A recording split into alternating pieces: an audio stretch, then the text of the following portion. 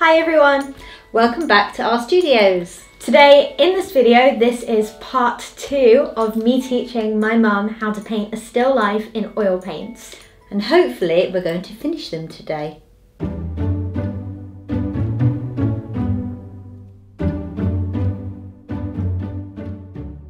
Okay, so it's day 2 painting these apples, and it's actually not the second day after yesterday. It's been a while. We've actually shot another video in between this. Yes. But we are hopefully today going to finish them. That is the aim. This is where we are so far. We've marked out the general area we want our apple to be. We also have actually described the shape of the apple. And now we've done something that I like to call colour blocking, which is, in the words, you block the colours out. And the next step, which we're going to be doing, is filling in those colours with what the apple actually looks like. We'll be incorporating tone in, and we'll be incorporating highlights, lowlights, and the apple's actual colours. Yeah. Oh, okay. Right, so I'm really excited about this.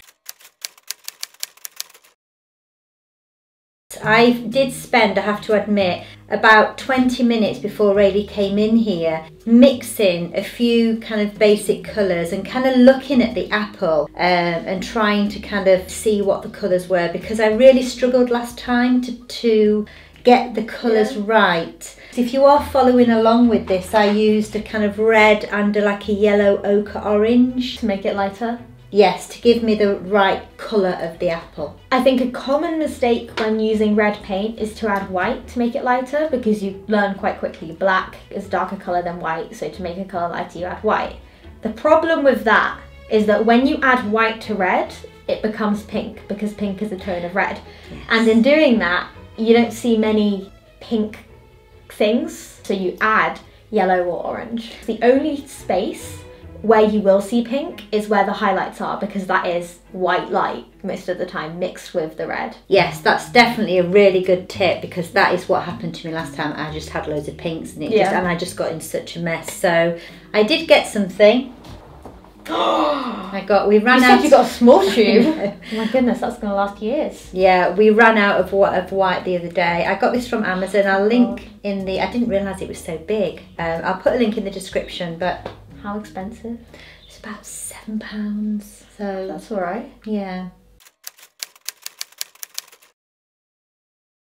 Between the last time we filmed and now, the lighting conditions have changed a bit, and the apple is at a different space. So I'm also going to be referring to this as well as that, just to double check that the lighting I'm putting on's the same, because the conditions in the first photo were really, really good. Like, I really liked how the lighting looked. Right, so time to get painting. I've got a big paintbrush row. I've gone up a size. That's all I'm going to go for now. That's still too small. Well, it's good for now. Actually, that's probably all right. Mine's about that size. And what am I doing? Explain to everyone what we're actually doing now. What you're going to want to do for yours now, something that will improve your painting, is to make more confident marks. Yeah. But once you've reached this point, the marks that you make will very likely be there at the end. These are your final marks. Yeah. So you want them to look final, and you want them to look confident. No pressure. Because half of painting is confidence. If you see something on the apple that you want to transfer onto here, then you look at it and then you transfer it. The more you think about it, the less you're looking at the apple and transferring what you see. You're transferring what you think. And that is one of the hardest things to do in art. It's something I still struggle with. Just to double check then, because obviously I've seen you and Dad paint. So I'm looking at the apple and I'm kind of basically identifying what all the different colours are and putting them down, not sketching them, just painting in all the different shades that I see. You are. In the hope that it will look like an apple at the end. It looks like a plum now. Yes. But okay. Don't worry about what it looks like, worry about what this looks like. Looks like. Okay, right, so I'll have a go.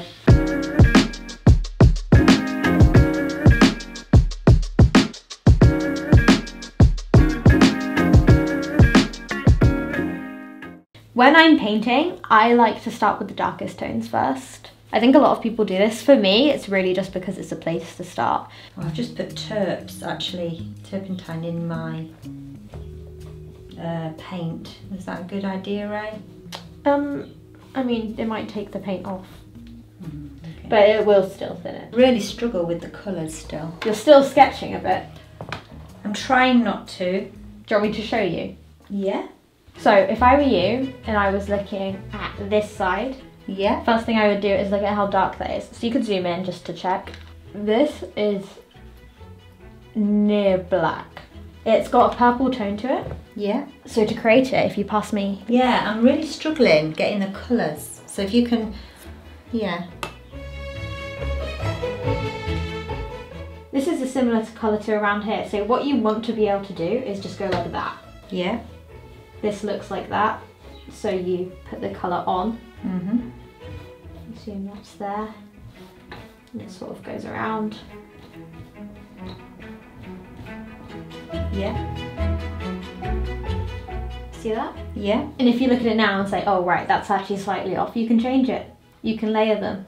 But the more confident you get with it, the more likely you are to be right first time. Can you make that darker colour for me then? Yeah. So this brown is actually a pretty similar colour to one of your actual tones there. So another thing you can do is just put that line in. Yeah. So you add brown then to make it darker. Yeah. Okay. But the more you do it, the more the image will develop, and you Yeah. need to be confident about it, otherwise you'll make no marks and you'll spend the entire thing adding to it and something will always look off Right, okay. about the painting. If you're going to do it bad, at least do it with confidence. Okay, I will do it with confidence. Yeah. Yeah.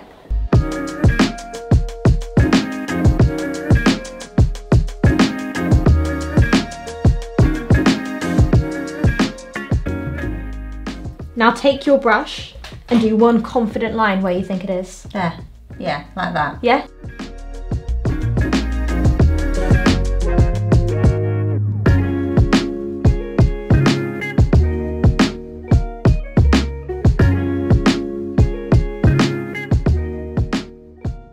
So I've got this colour. Mm-hmm. Now if I was to lay this colour down that way, in contrast to all my other lines, Yeah. it would stand out a lot more than if I was to lay it down that way. That is because you are contrasting something and it's really good for highlights. So that's something to maybe... Okay.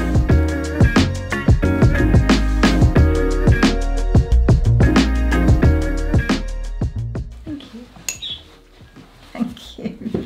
We have biscuits and tea.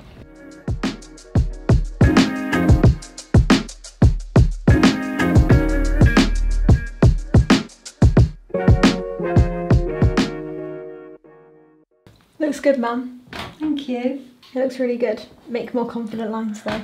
The thing about that is the larger you make to begin with, you can make them smaller after. Yeah, you're doing it like that now. Good, high five. It's looking good. That looks like an apple. Does it? Yeah, you got it going. You looking at mine again? Oh, just looking at how different they are. Mine looks like a plum still. No, it doesn't. It looks like an apple. You still need to be more confident. Can I show? I'll show you. We're actually going to paint on my Yep. painting. Okay, the colours are all kind of all merged again, which is my problem. Can I do some on yours? No. So, here, like that, Yeah. and there's a white thing there. It's better already. It's the way you use your brush as well, Raylee, because when I use it, it doesn't look like that. That's because you're sketching with it. This is why I've been telling you this the entire time. I am trying. Line there. I think what you've done right now is you've tried to describe the shape with the direction. You've Yeah, gone like that instead of with the tone. Ultimately, the tone describes the shape Yeah. rather than the direction you place your lines. Although you can use that, some people do, but with this way of painting, you don't. If we wanted to just hint at the highlight there, we could just go like that. I'm going to show you what Raylee's just done to my painting. I have to say I don't even want to touch it now because it's like 100% better in my view. So that's how mine's looking now after Raylee's done a few Lines. What I've tried to do there is sort of forced you into a position where you have to continue it like that. So I am going to challenge you to keep the general thing that I've done. You can obviously develop it because hopefully that should force you into a position where you do it in the same way.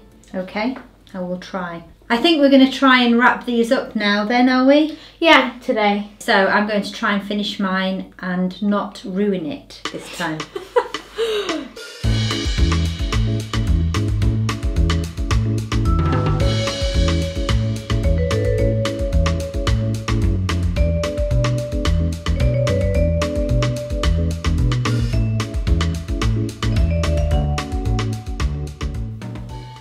Yes, that's how you paint.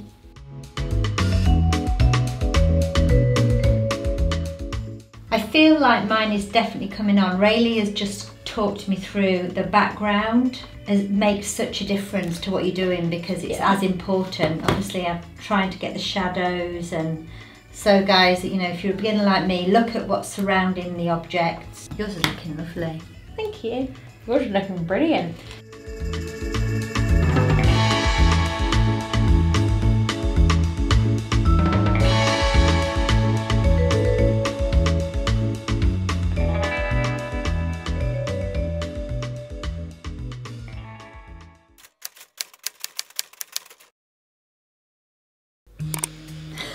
We're done!